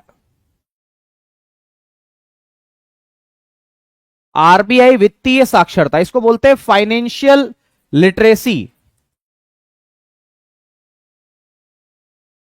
Financial literacy. देखो, मैं आपको एक बात बताता हूं, अभी अभी कुछ दिन पहले की बात है, हालांकि मैंने क्या है अभी अपना मोबाइल रीसेट कर लिया है तो उसमें मैसेज नहीं होगा, लेकिन आरबीआई आपको व्हाट्सएप मैसेज करता है ना, और वो बताता है, जैसे मुझे, मैं आपको एक आध मैसेज बताता हूं, मेरे पास तो नहीं है पर मुझे याद है, एक मैसेज आरबीआई ने ये किया था कि किसी भी भ्रामक जानकारी में मत आना, सारे सिक्के वैध है, वैलिड है, और मार्केट में बैंकों के द्वारा एक्सेप्ट किए जाते हैं। क्योंकि एक अफवाह चल रही थी कि सिक्के बंद हो गए, सिक्के बंद हो गए, पर ऐसा नहीं है, सिक्के चालू है ना।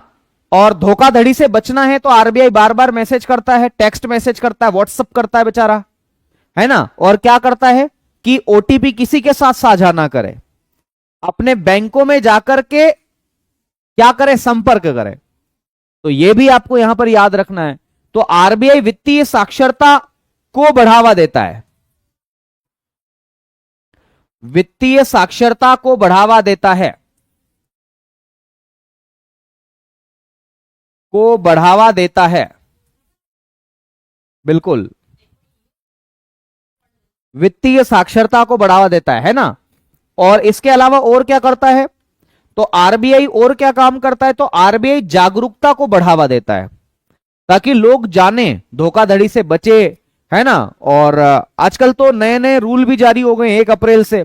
अगर आप 10,000 से ज्यादा का पेमेंट करते हो तो अब आपको 2 बार वेरिफिकेशन होगा आपका, है ना, और पैसा तुरंत नहीं भेजा जाएगा। तो ये सब बातें हैं, ठीक है। तो हम ये लिखेंगे जागरूकता को बढ़ावा देना। तो जागरूकता यानी कि अवेयरनेस, जागरूकता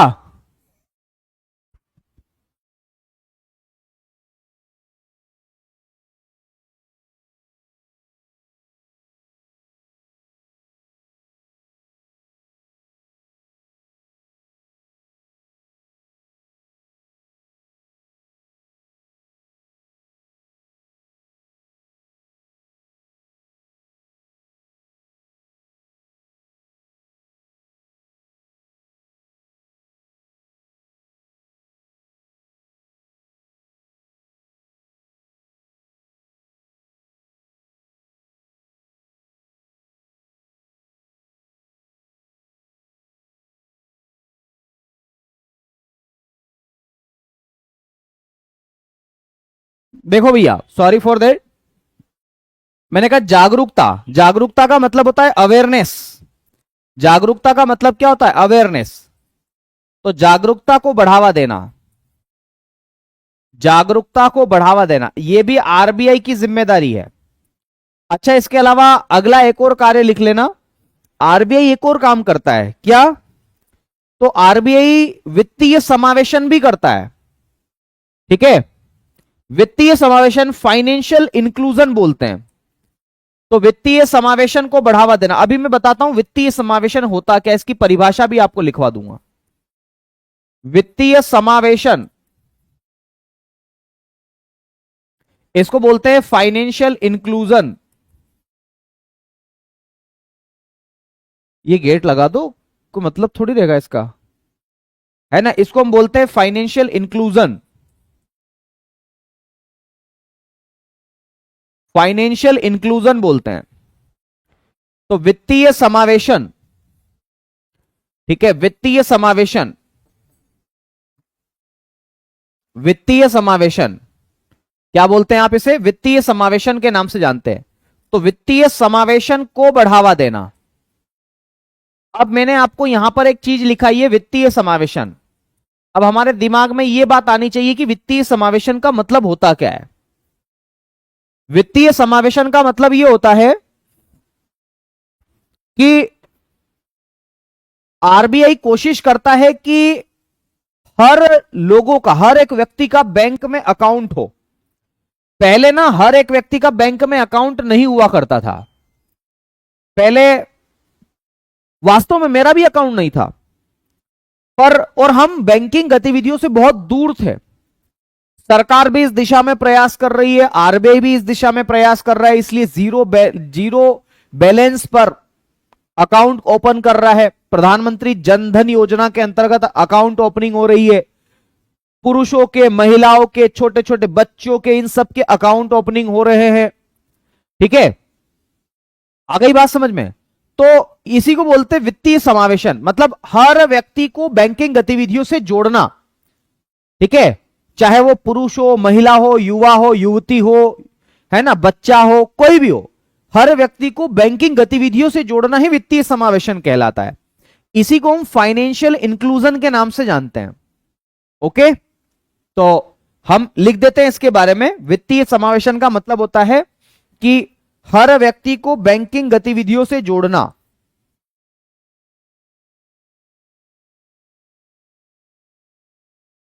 हर व्यक्ति को बैंकिंग एक्टिविटी से जोड़ना।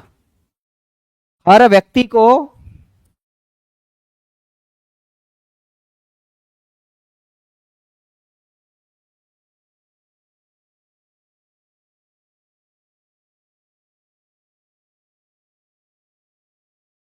हर व्यक्ति को बैंकिंग गतिविधियों से जोड़ना क्या कहलाता है? वित्तीय समावेशन कहलाता है। हर व्यक्ति को बैंकिंग गतिविधियों से जोड़ना, इसे हम वित्तीय समावेशन के नाम से जानते हैं, फाइनेंशियल इंक्लूजन बोलते हैं, ठीक है। और सरकार ने भी इस दिशा में कदम बढ़ाया है, ठीक है। तो ये सारे के सारे आरबीआई के काम हैं, बहुत सारे काम है आरबीआई के, पर ये मैंने लगभग लगभग काम आपको यहां पर बताएं। बताओ कोई दिक्कत है क्या यहां तक? अगर अगर यहां तक कोई दिक्कत नहीं है तो फिर हम इस काम की ओर बढ़ते हैं जो कि है साख नियंत्रण। बताओ, कल आपकी क्लास नहीं होगी, कल आप मेरा इंतजार मत करना, क्योंकि कल मेरी एसएससी जीडी में सुबह 9 बजे मैराथन है। ठीक है? छोटे बच्चों को क्या जरूरत है बैंक में अकाउंट की? अरे भाई, छोटा बच्चा मतलब ये नहीं कि 1-2 साल का बच्चा, बच्चा मतलब ये है कि 5-7 साल का बच्चा, उसका अकाउंट होना चाहिए। क्या जरूरत है? जरूरत तो किसी भी चीज की नहीं है ना? पर बैंक में अकाउंट होगा तो सरकार फाइनेंशियल इंक्लूजन की ओर बढ़ावा देगी। ठीक है?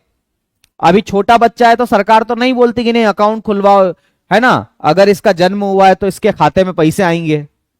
ठीक है? चलिए भाई, ओके, बहुत बढ़िया, शानदार। बढ़े, आगे बढ़े। उम्मीद है ये सब बातें आपको समझ में आ गई है। अब हमें आगे की ओर बढ़ना चाहिए। तो अब हम हेडिंग डालते हैं साख नियंत्रण क्या चीज है। साख नियंत्रण, क्रेडिट कंट्रोल। साख नियंत्रण,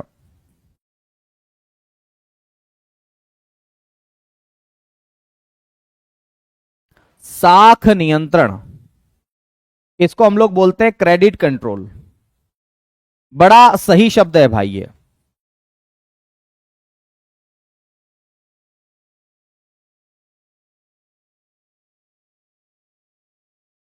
क्रेडिट कंट्रोल, साख नियंत्रण या क्रेडिट कंट्रोल के नाम से आप इसे जानते हैं। ओके, तो साख नियंत्रण या क्रेडिट कंट्रोल। सबसे पहली बात तो यहां पर एक शब्द है, यह शब्द है साख। इस साख का मतलब क्या होता है? तो इस साख का मतलब भी यही होता है जो तरलता का मतलब होता है। याद रखना, इसी साख को हम तरलता शब्द से भी नोटिफाइड कर देते हैं, इसी को हम लिक्विडिटी बोल देते हैं। तो मेरे ख्याल से अब बात ही खत्म हो गई। अगर मैंने यहां पर तरलता शब्द लिख दिया है तो अब तो आप समझ गए होंगे इसका मतलब क्या होता है। इसका मतलब तरलता होता है, इसका मतलब धन होता है, इसका मतलब वित्त होता है, इसका मतलब रोकड़ा होता है, पैसा होता है। यही तो होता है ना भाई। साख का मतलब धन हो गया, वित्त हो गया, है ना, या मुद्रा आपूर्ति, मनी सप्लाई बोलते हैं आप इसे। एक शब्द मैंने नया शायद लिखा था आप लोगों के लिए, मुद्रा आपूर्ति। हो सकता है मैं उस दिन आपको इस शब्द के बारे में रूबरू नहीं करवा पाया, पर कोई बात नहीं, आज हो जाओगे आप इससे रूबरू। मुद्रा आपूर्ति यानी कि मनी सप्लाई, मनी सप्लाई आप इसे बोलते हैं। मनी सप्लाई ये होता है साख। हालांकि अगर देखा जाए तो साख का मतलब होता है इज्जत, है ना? गांव में आज भी बोलते हैं, ते हमारी इज्जत माटी में मिले दीदी। मालवे में बोलते हैं ऐसे, माटी मतलब मिट्टी। तूने मेरी इज्जत को मिट्टी में मिला दिया है बेटा, ऐसा होता है ना? अरे 34 हो गए, कितना जल्दी टाइम निकल जाता है। खैर, साख नियंत्रण यानी कि साख का मतलब धन, वित्त, मुद्रा, तरलता, ये सब, इस पर नियंत्रण करना। और ये किसके द्वारा किया जाता है? तो आरबीआई के द्वारा किया जाता है। कई बार सवाल आता है कि साख नियंत्रण किसके द्वारा किया जाता है? तो आरबीआई द्वारा साख नियंत्रण किया जाता है। तो आरबीआई द्वारा किया जाता है।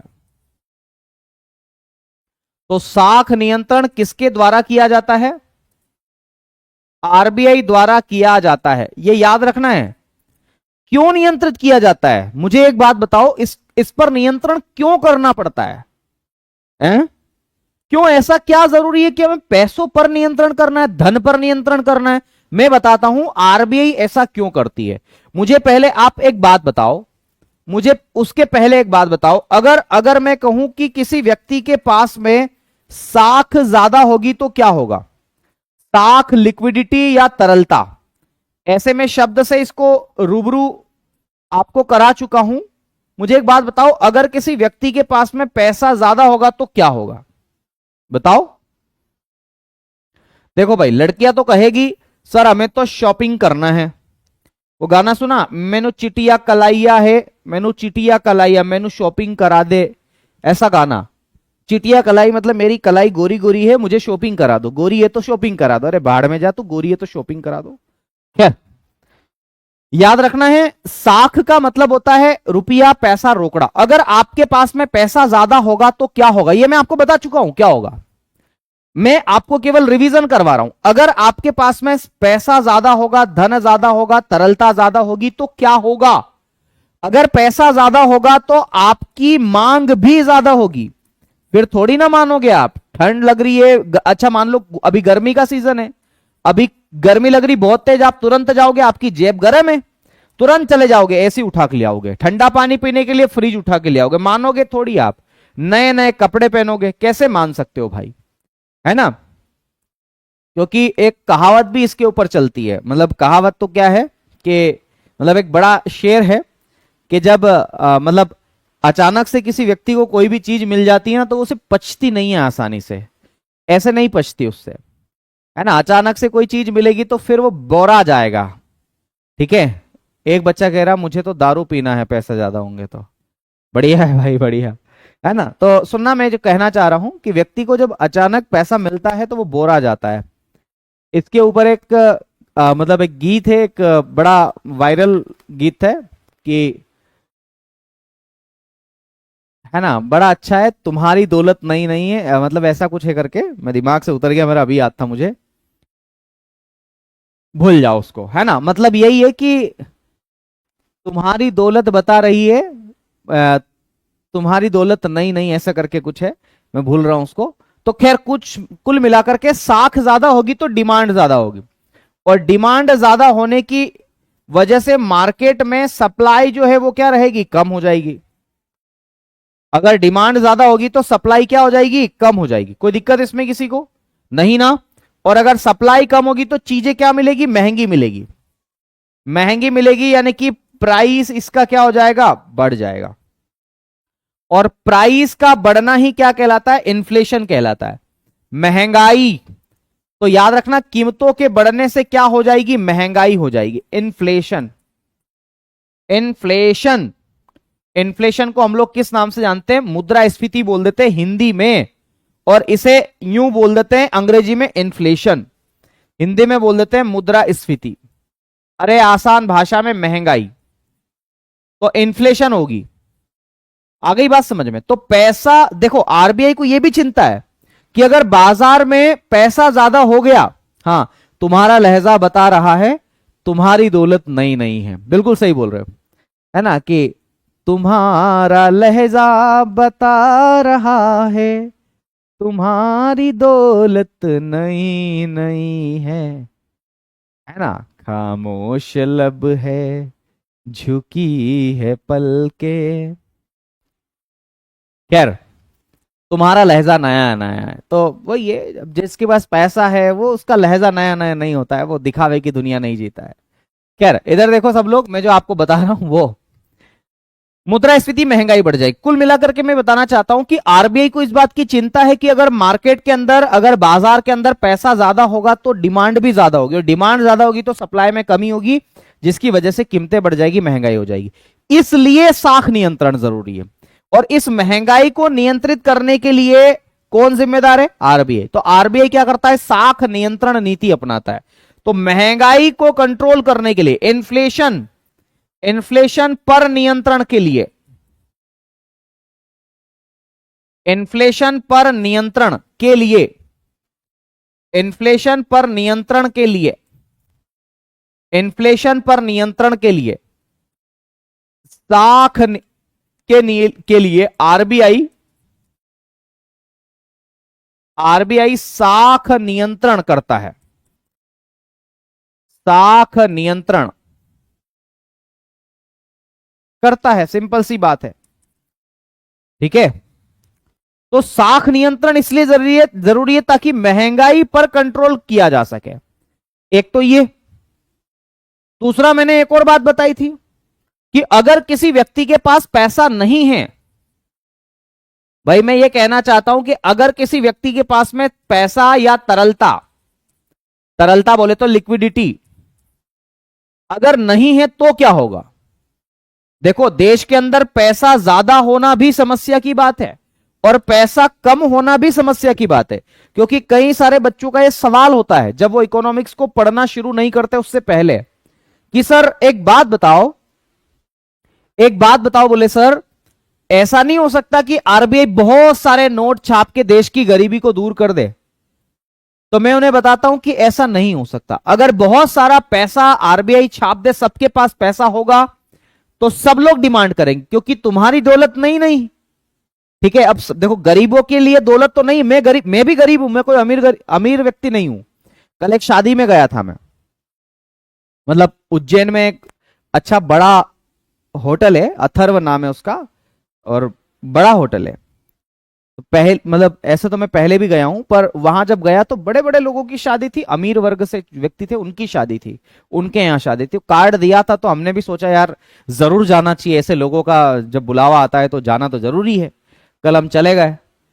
मां कसम दोस्तों, मुझे ऐसी फीलिंग वहां आ रही थी कि यार मैं बहुत इन सब में भी बहुत कमजोर वाला अमीर हूं। मतलब अमीर से मतलब है कि इतना है कि मैं अपने पत्नी को, बच्चे को, माँ बाप को खाना खिला सकूं, उनके रहने का, जीवन यापन का तरीका जो है वो ठीक ठाक चला सकूं। तो फिर मुझे कुछ ऐसा आ रहा था। और बाकी सब लोग तो बहुत पुराने वाले अमीर थे, तो सबका रहना, कपड़े वपड़े, वो सब चीजें है ना। तो क्या होता है ना, जैसे जैसे आपका जीवन स्तर धीरे धीरे ही बदलता है, अचानक से कोई खास बदलाव नहीं आता कि अचानक से कोई बदलाव आ जाएगा। आप देखना, जो गरीब व्यक्ति होता है बेचारा, बहुत काला होता है वो। मेरा दोस्त है, हम लोग चर्चा करते, हम यही बोलते हैं कि यार जब हम अमीर हो जाएंगे तब गोरे हो जाएंगे। बकवास बातें करते हैं, लेकिन हाँ ये सच है। चेहरे का नूर बदल जाएगा, टेंशन बदल जाएगी, क्योंकि सबसे बड़ी टेंशन, ईमानदारी की बात यह है, अगर अगर किसी व्यक्ति को, ये सच है, सच में अगर किसी व्यक्ति को सबसे ज्यादा किसी बात की चिंता है तो वह आर्थिक रूप की चिंता है। आर्थिक उसको चिंता होती है, उसको चिंता होती है कि यार उसका महीने का किराया उसको देना है, ठीक है, तो 20 तारीख होती नहीं है, 1 तारीख को पैसा देना है, तो उसको वो चिंता सताने लगती है। उसको चिंता सताने लगती है, अगर उसकी शादी हो गई है तो उसकी वाइफ के लिए कपड़े लाना है, बच्चे के लिए ये करना है, डायपर लाना है, ये वो, अगर मान लो कोई फल फ्रूट्स खिलाना है, बाहर पानी पतासी, कुछ छोले टिकिया वगैरह वगैरह खिलाना, तो उसको चिंता होती है, क्योंकि वो ऑलरेडी गरीब है, उसके पास पैसा नहीं है, तो ये चिंता उसको खा जाती है। और सबसे बड़ा देखो, समाज, हर चीज का एक लेवल होता है। समाज से दूर रह करके आप खुश रह सकते हो, लेकिन एक बात मैं आपको बता दूं, पैसों से दूर रहकर आप कभी खुश नहीं रह सकते। पैसा कमाना बहुत ज्यादा जरूरी है, बिना पैसे के कुछ नहीं हो सकता। अगर पैसा नहीं है तो आप दिन भर तनाव में जियोगे, और तनाव में जियोगे तो बाल भी झड़ेंगे आपके, तनाव में जियोगे तो आपका चेहरा मतलब नूर ही गायब हो जाएगा। और अगर आपके पास पैसा है, कोई तनाव ही नहीं है, ये चाहिए, ये लो, ये आ गया, है ना, भूख लग रही, ये लो, ये आ गया, तो आपका चेहरा भी चमकेगा, नूर भी आएगा, सब कुछ होगा, गोरे भी हो जाओगे आप। फिर आप लक्स साबुन नहीं यूज करोगे, फिर डव यूज करोगे ना। है ना। खैर, आगे बढ़ते हैं, अगले बिंदु की बात करते हैं, ठीक है। चलिए, प्रिया सिंह कह रहे हैं पढ़ाओ सर, ये सब पता है, पता है, अरे वाह मेरी गुड़िया, है ना, बहुत जानती हो तुम तो। ठीक है, पढ़े आगे, चलो आगे देखते हैं, है ना बेटा। तो मैं ये कहना चाह रहा हूं लाडलो, कि अगर पैसा नहीं है किसी व्यक्ति के पास में तो क्या होगा। देखो, झुग्गी झोपड़ी वाले व्यक्ति को देखो आप, अगर पैसा नहीं है, पैसा कम है, मतलब ये नीचे एरो, इसका मतलब कम है, तो डेफिनेटली उनकी मांग भी कम होगी, डिमांड भी कम होगी। भाई जब पैसा ही नहीं है तो वो डिमांड ही नहीं करेंगे, वो बोलेंगे अरे छोड़ो यार, कुछ तो है नहीं अपने पास, तो डिमांड कम होगी, और डिमांड कम होगी तो क्या होगा, बता सकते हो क्या। 1 मिनट, इसको थोड़ा सा मैं वो कर देता हूं, लिख देता हूं। पैसा अगर नहीं होगा तो डिमांड कम होगी, ठीक है बेटा, डिमांड कम होगी। सुनना, इस बात को अच्छे से समझने की कोशिश करना। अगर पैसा नहीं होगा तो डिमांड कम होगी, और डिमांड कम होगा तो मार्केट में, दुकानों पर तो सप्लाई होगी ना, भरी पड़ी रहेगी।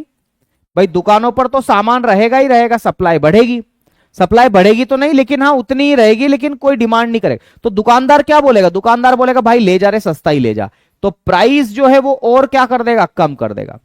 और प्राइस में कमी करना ही क्या कहलाता है, तो याद रखना ये मंदी की स्थिति कहलाता है। मंदी, डिप्रेशन आप इसे बोलते हैं। मैं उस दिन आपको इसके बारे में बताया था कि डिप्रेशन कैसी स्थिति है मार्केट में, ठीक है। चलिए, तो मंदी की स्थिति होती है, मंदी यानी कि डिप्रेशन, डिप्रेशन, ठीक है, डिप्रेशन की स्थिति होती है।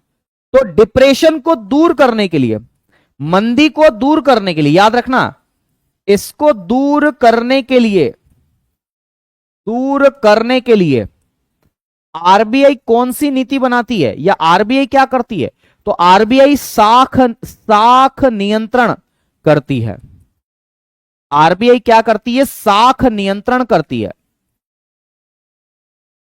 ना। इस मंदी को दूर करने के लिए भी आरबीआई क्या करती है? साख नियंत्रण करती है।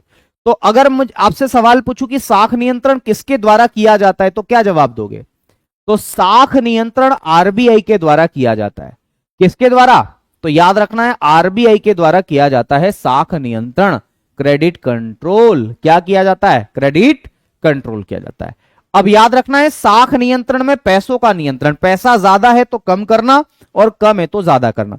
अब आरबीआई लोगों की जेब से तो पैसा नहीं निकाल सकती, तो आरबीआई का कंट्रोल किस पर है बताओ?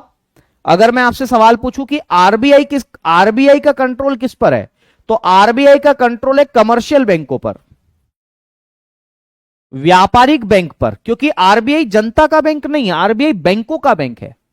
तो आरबीआई कंट्रोल करती है कमर्शियल बैंकों पर, और कमर्शियल बैंक का कंट्रोल होता है जनता पर, ठीक है।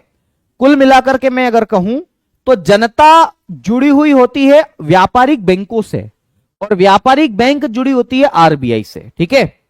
आरबीआई डायरेक्टली कनेक्टेड नहीं है, याद रखना, जनता से, लेकिन इनडायरेक्टली कनेक्टेड है।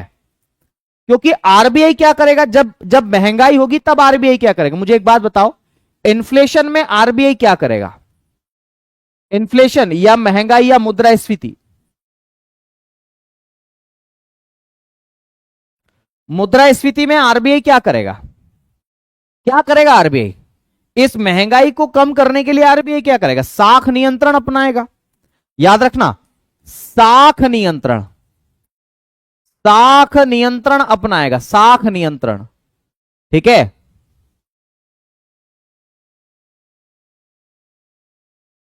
साख नियंत्रण अपनाएगा, कोई दिक्कत तो नहीं है इस महंगाई को कंट्रोल करने के लिए। और मंदी को दूर करने के लिए भी क्या करते हैं? तो साख नियंत्रण करेगा। अरे भाई, दोनों एक ही तो बात है जो मैं कहना चाह रहा हूं आप लोगों को, ठीक है। अब याद रखना, मैं साख नियंत्रण पे वापस आता हूं। साख नियंत्रण, क्रेडिट कंट्रोल बोलते हैं आप इसे। क्रेडिट कंट्रोल किसके द्वारा किया जाता है? आरबीआई के द्वारा। क्रेडिट कंट्रोल किसके द्वारा? आरबीआई द्वारा। अब याद रखना, आरबीआई क्रेडिट कंट्रोल करने के लिए क्या करती है? तो आरबीआई क्रेडिट कंट्रोल करने के लिए, साख नियंत्रण करने के लिए कौन सी नीति को अपनाती है? तो याद रखना, आरबीआई महंगाई एवं मंदी, आरबीआई महंगाई एवं मंदी को दूर करने के लिए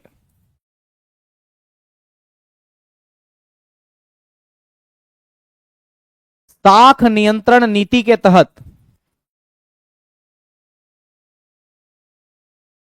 साख नियंत्रण नीति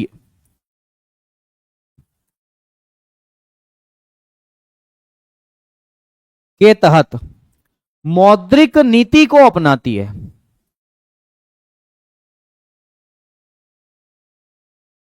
मौद्रिक नीति, याद रखना, मौद्रिक नीति बोलते हैं मॉनेटरी पॉलिसी, मॉनेटरी पॉलिसी बोलते हैं इसको। तो मौद्रिक नीति के तहत मौद्रिक नीति को अपनाती है।